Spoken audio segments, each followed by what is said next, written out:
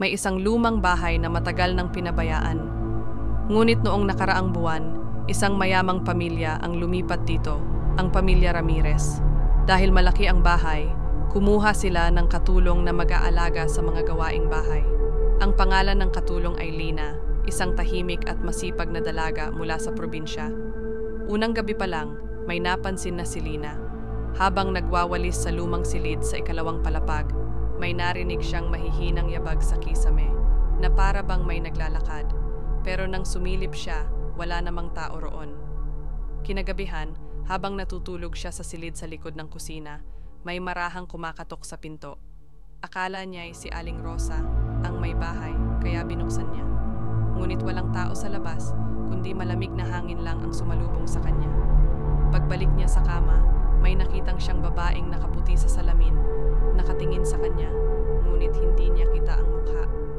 Kinabukasan, sinabi niya ito kay Aling Rosa, pero tinawanan lang siya.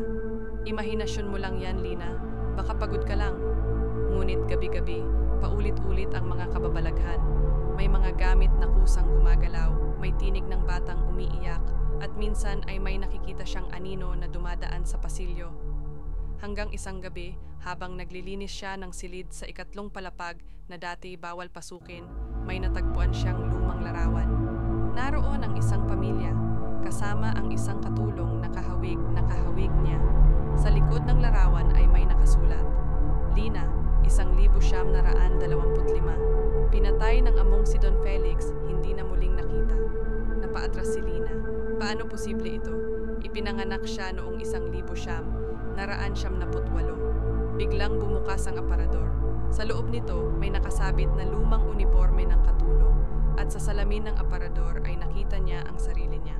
Suot ang parehong uniforme, ngunit may dugo sa leeg. Mula noon, hindi na nakita si Lina.